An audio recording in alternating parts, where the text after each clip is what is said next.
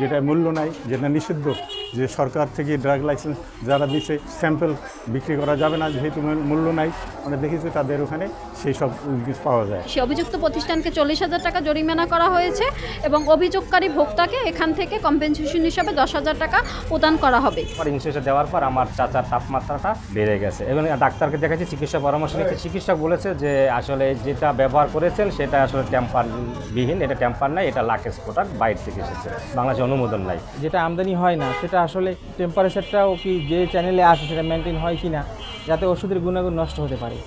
রেগুলারই আমাদের ইন্স্যুরেন্স লাগে, সেই ইন্স্যুরেন্স ওনার দোকান থেকে 12 তারিখে আমরা ক্রয় করছি। ইন্স্যুরেন্স দেওয়ার পর আমার চাচার তাপমাত্রাটা বেড়ে গেছে এবং ডাক্তারকে দেখাচ্ছি, চিকিৎসা পরামর্শ নিচ্ছে। চিকিৎসক বলেছে যে আসলে যেটা ব্যবহার করেছেন সেটা আসলে টেম্পারবিহীন, এটা টেম্পার নাই, এটা লাকেজ প্রোডাক্ট বাইরে থেকে এসেছে, বাংলাদেশে অনুমোদন নাই। সেই ক্ষেত্রে আমি চিকিৎসা পরামর্শ অনুযায়ী আমরা আবার বাহির থেকে আর পাশের একটা হাবিব মেডিকেল ওখান থেকে কিনেছি, সেখানে দেখছি যে আসলে অনুমোদন এটা আছে। এই থেকে আমি ভোক্তা অধিকারে যাই এবং তাদের পরামর্শ নিই এবং ভোক্তা অধিকারটা অভিযোগ দিই। সেই অভিযোগের সততা তারা বলেছেন যে আমরা নিজেরা সরজমিনে গিয়ে সততা আমরা দেখব, তারপর সততা পেলে আমরা তাদের বিরুদ্ধে ব্যবস্থা নেব। সেই ক্ষেত্রে তারা আসছেন এবং তারা সততা পেয়েছেন এবং তাদের আইনগত ব্যবস্থা নিয়েছে।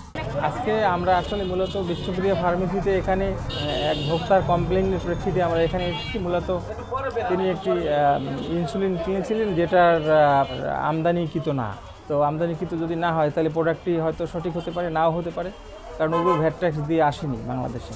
আর যেহেতু একটা টেম্পারেচারের বিষয় আছে, এখন যেটা আমদানি হয় না সেটা আসলে টেম্পারেচারটাও কি যে চ্যানেলে আসে সেটা মেনটেন হয় কি না, যাতে ওষুধের গুণাগুণ নষ্ট হতে পারে। তো সে বিষয়ে আমাদের একজন ভোক্তা অভিযোগ করেছে ভোক্তা অধিকারে বরিশালে, এবং তারই একটা তদন্তের অংশ হিসেবে আমরা এখানে আসছি এবং এসে আমরা এখানে ওনাদের এগুলো স্বীকার করেছি এবং এটা এখন নিষ্পত্তির শেষ পর্যায়ে আছে। আমি বরিশাল কনজিউমার অ্যাসোসিয়েশন ক্যাবের আমি সদস্য।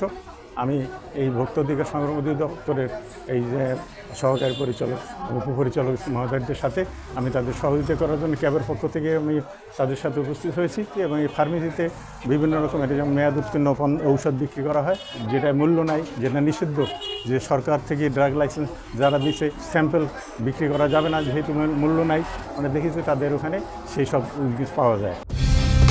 কালার এক্সপার্ট, জর্জ স্যাপ এবং মাইল্ড অন হ্যান্ডস টেকনোলজি সমৃদ্ধ অরিক্স ক্রিস্টাল ওয়াশ আপনার লন্ড্রি এক্সপার্ট।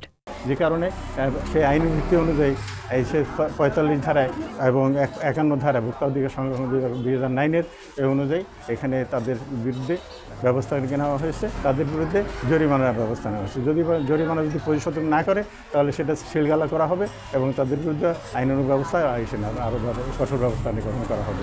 আজকে আমরা নিয়মিত অভিযানের অংশ হিসাবেই এখানে এসেছি, তবে একটা অভিযোগ ছিল এবং অভিযোগটা শুনানিতে নিষ্পত্তি করা সম্ভব হবে না বিধায় আমরা এটা সরজমিনে তদন্তে এসেছি এবং তদন্তে এসে অভিযোগের সত্যতা পেয়েছি।